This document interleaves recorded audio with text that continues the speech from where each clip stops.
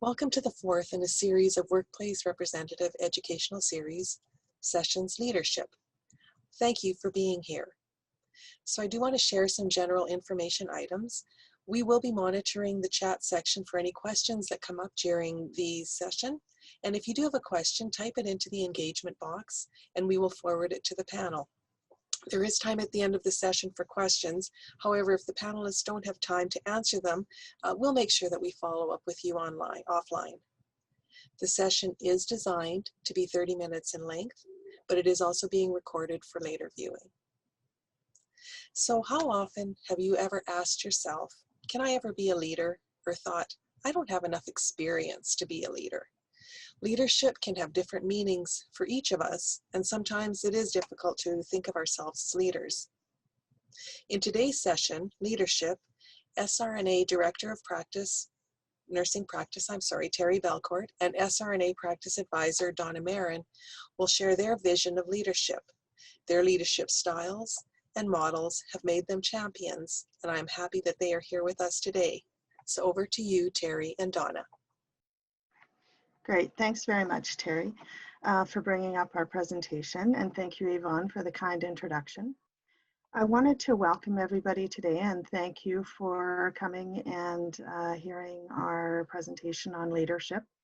Certainly, Terri and I both feel that leadership is indeed a journey and never really a destination, because the leaders that we are today is certainly different than the leaders we were a year ago or 10 years ago, or when we first started in our nursing careers. And all of that is related to, exposing ourselves to different opportunities and different resources and different learning activities that have helped us develop our leadership styles and really helped us hone in on who we are as leaders and what we can bring to the experiences that we have as nurses within our organization and within the broader context of the nursing community. So Terri and I had a great opportunity in 2018 to attend a leadership institute that really helped us both kind of come together on some leadership things. So I want to talk about some of the objectives today. We want to hear your ideas from leading where you are, because really leadership is about all of us. It's about every one of us every day demonstrating leadership qualities, which is one of the expectations of registered nurses. So we're going to ask that you think about that as we're doing the presentation, and near the end we're going to really look at the kinds of things that people want to share with us about their leadership journey. So think about that as the presentation goes on. And then we want to talk about our leadership journey with you. And we want to really be able to connect leadership to the practice expectations for registered nurses. And when we say registered nurses, we really mean everybody. We mean grad nurses and novice nurses that are just beginning their career. We mean RNs and NPs and RNs with additional authorized practice. We mean all of us. So it's helpful for us to really look at how we connect that to the expectations of our practice every day. And we want to talk a little bit about some of the resources and how we might continue the conversation about leadership. So those are our objectives for today, and hopefully those are your objectives also. So when we had that opportunity, as I was saying, to go to the Dorothy Wiley Health Leadership Institute in 2018. It was a great opportunity for both of us. We learned a tremendous amount of things about leadership concepts, but also about ourselves. And one of the resources, and I brought my book actually, is the Leadership Challenge by Kouzes and Posner. And this is the 6th edition, and it's actually, the subtitle is How to Make Extraordinary Things Happen in Organizations. And so we got exposed to that. I had already kind of looked at that book previously, many years before, but then there was a new version, and it was really focused on in the Institute. And so it talks really about 5 practices of exemplary leadership. And so those are on your screen in front of you: modeling the way, inspire a shared vision, challenge the process, enable others to act, and encourage the heart. And really, it seems very simplified just looking at it on the screen there, but in fact, I think there's things in each of those practices and principles that we can all connect with. So when we're talking through those, or if you decide to pursue the reading, I'm sure that, that you'll find things that really do connect to your own experience. So each of those is linked to a number of commitments of leadership, but we're not going to delve into those today. We really just want to look at these 5 practices of exemplary leadership. So we'll talk about each one individually for just a little bit.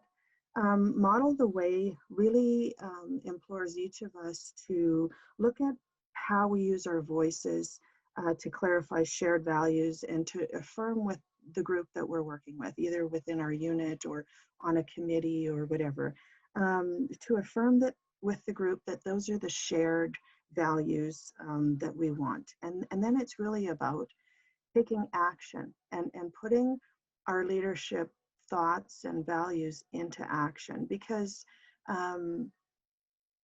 as we walk through our journey or run or whatever you're doing, you know, really we can talk a whole lot about our values, but unless we walk the walk and we live those every day, and we model the way to live those values, it's not as meaningful.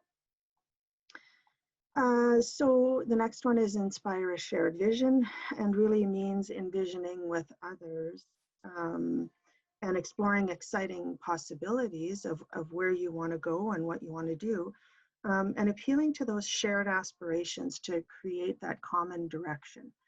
So if it's the committee that I was mentioning, it's about, you know, really inspiring that shared vision, because unless you're all kind of going in the same way and rowing in the dragon boat together to get there, it's very difficult to actually be successful if everybody's kind of all over the map. These people in the graphic are all looking at the same thing, looking in the same direction, wanting to get to that same place, and trying to figure that out.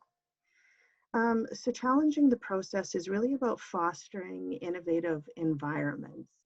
And if nobody ever kind of stands like that fellow there with, you know, his finger on his chin, thinking about, you know, is this really what we should be doing or how we should be doing it, then nothing changes. We just maintain the status quo. And so it's really about looking outward to see the ways that we can improve. It's about taking some risks. It's about finding small wins and maybe some big ones, and about learning from experience and challenging the process to make it better. And so it really is about continuous quality improvement. And so, you know, many of our workplaces have embraced continuous quality improvement, and that's really linked closely to challenge the process. Enable others to act is the 4th practice, and really it looks at fostering collaboration. And that needs to happen by building trust and by facilitating relationships that are really healthy and functional. It's about strengthening others through supporting their self-reflection and developing competence. It's about shining a light on someone else. It's not just about me being on top of the pile and trying to get further. It's about me turning like this fellow and helping someone along, and enabling people to be their best self at work. and to develop capacity within your team so that everybody can be as successful as they can in the workplace. And then encourage the heart is really the final practice, and it brings forward the importance of recognizing the contributions of others by showing appreciation for either individual successes or team successes, individual excellence, celebrating victories, celebrating people that are champions in creating a spirit of community within the workplace. So when you think about any one of those or more than one of those, think about how that links with the actions that you're taking in your workplace, and some of the people that you see demonstrating leadership every day. So what we did when we came back from the Health Leadership Institute was we developed a little bit of a plan for a leadership project within the SRNA. And so it was really important to Terri and I that we incorporate some of those values and principles and different leadership skills that we had developed while we were at the Health Leadership Institute. And so what we really wanted to do was connect with people within the SRNA to talk about leadership and to understand from our colleagues. We wanted to understand their priorities in terms of moving towards a culture within our organization that was, healthier, promoted some of these principles. And although we were doing a really great job on many levels, there's always ways that organizations can improve themselves. And so what we did was we held a series of meetings with our colleagues so that we could kind of have open mic time and people could express their priorities for improving the workplace and understand where we might be able to make a difference. So from there, we developed a list of actions that we could take, and we prioritized those. And so some of them were really fairly easy to implement and quick wins for us in terms of being able to reinstitute things that already existed or to make small changes that could make a big impact but not take a whole lot of time or energy. And then there were things that were far more complex. They took a lot more consultation. They required more financial investment. They required more research. So some of them were quick wins, as I say, and so we had a quiet time on one of the mornings that no meetings are to be booked in, and it really allows folks at the SRNA to devote some dedicated time without any interruptions to focusing on some of their project work or getting some things crossed off of their lists. So that was pretty easy to implement, but it made a big difference for people. Some of them are taking longer. We work in a cubicle environment. We wanted noise reduction strategies that would make it easier for people to do their work. And so, we've researched some things and that took longer, right? So one of the things that happened while we were kind of in the implementation phase of our leadership project was we got a wonderful new ED, and she implemented an employee engagement committee. And one of the things that we recognized early on was that a lot of the work that we were doing on this leadership project really aligned very well with employee engagement and the kinds of initiatives that we could take on as an organization to, again, foster a environment where everybody could be their best self and we could enable others to act in a really wonderful way, and we could encourage the heart, and we could challenge the process in a very constructive and positive way. And so we felt that the work of that project needed to be rolled into that committee work, and so that's what we've done. One of the other things that we identified through that project was that we wanted to do a series of leadership articles so that we could help foster leadership development within the staff at the SRNA. And so Terri and I had opportunities really to develop articles every month for an internal news bulletin and share some of the leadership work that we had come across and that we actively sought out. We linked leadership to the SRNA values, we linked it to concepts such as curiosity and how that fits in the workplace. So we were really fortunate to work together, and Terri and I work incredibly well together. And so we had opportunities to develop articles. And so I'm going to let her talk a little bit more about the articles and take you on the rest of the journey on the presentation here.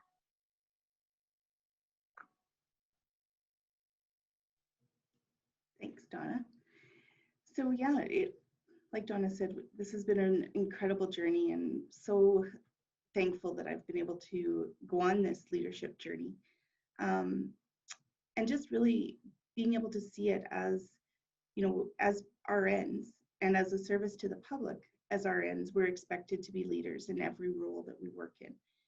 So when we coordinate care and provide care, leadership is really essential for optimal outcomes. So that's part of the reason why Donna and I wanted to share our journey with you and really link it to our continuing competence program because it is a continuing journey, ongoing learning.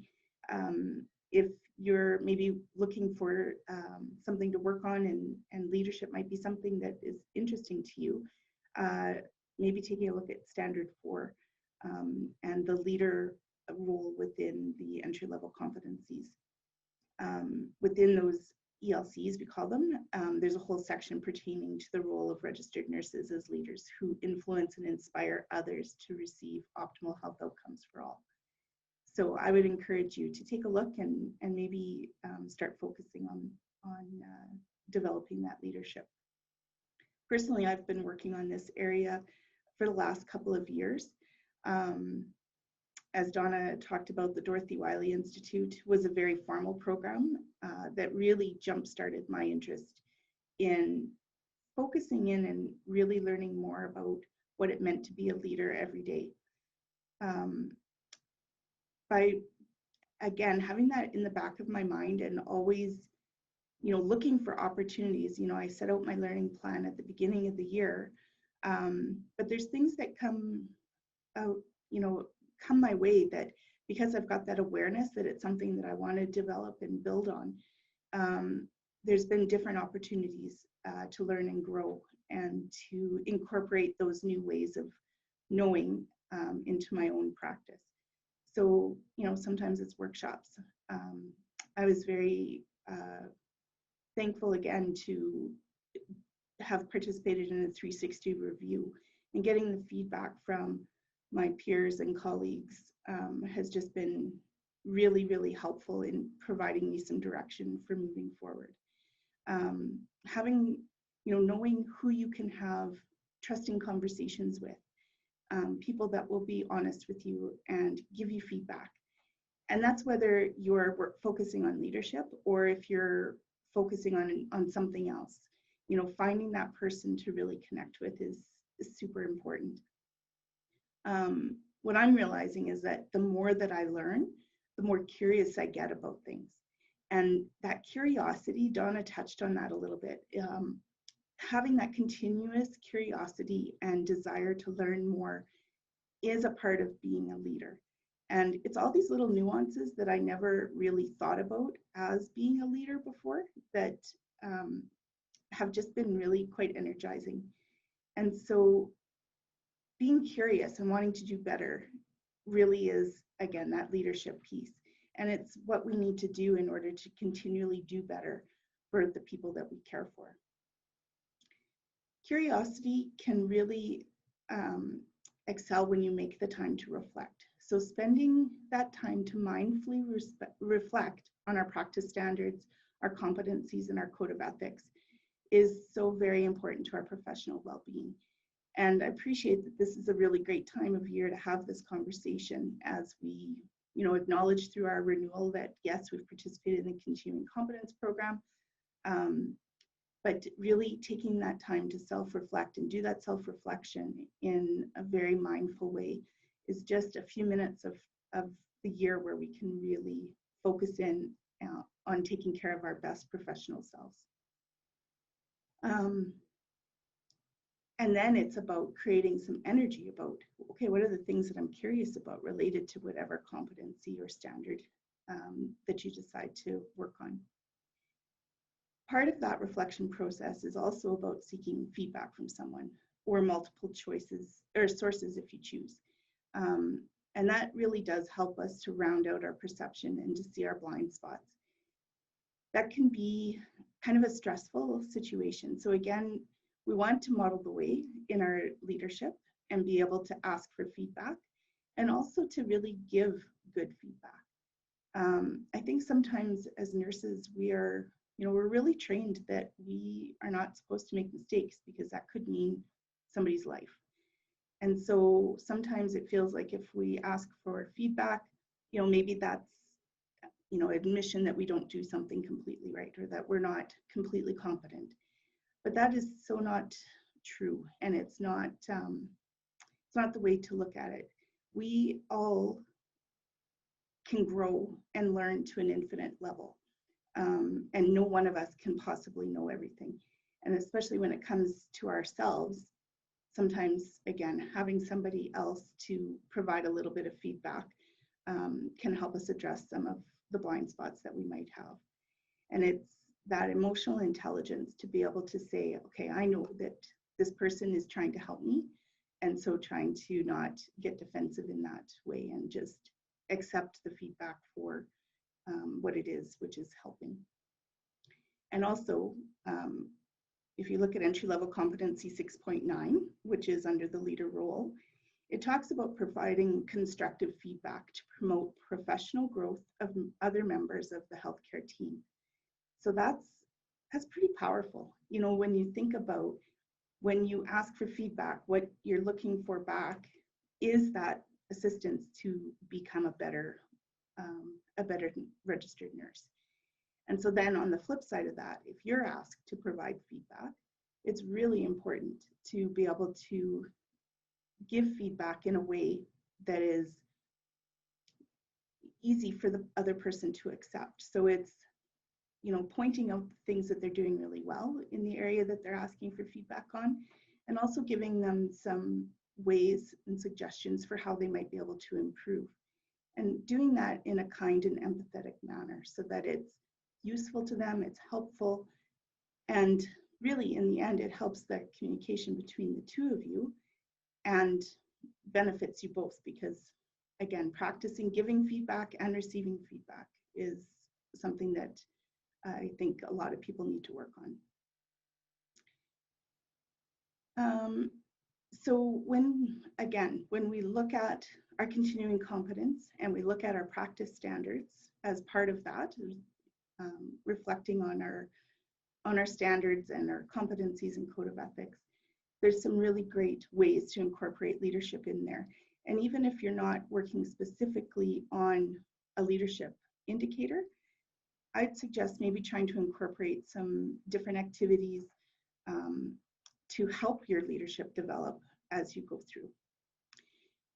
So that is where I'm going to end for now. So we had asked at the beginning of the presentation for people to put in some questions or answer, ideas of how they show leadership, how you show leadership every day.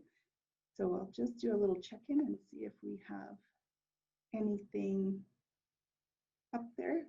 I see there's one question about how do we access the leadership articles which you developed. That is a great question. Thank you for asking it. One of the things that we are going to be doing is actually,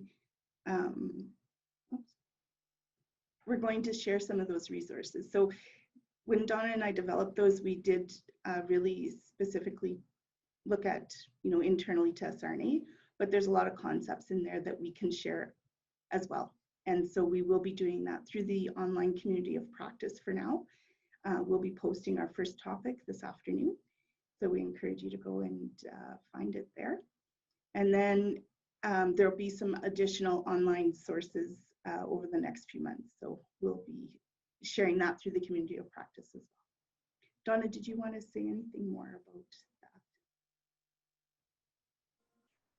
Yeah, we're actually really excited because there are, as Terri was saying, there are some things that we prepared specifically for our colleagues at the SRNA, but the concepts are so rich and there's so many great resources that we came across as we developed those articles. And certainly, if you're working on CCP, for example, and you want to look at some of those, then great. If you are not officially working on it, but you just are interested in leadership, go ahead and look at them.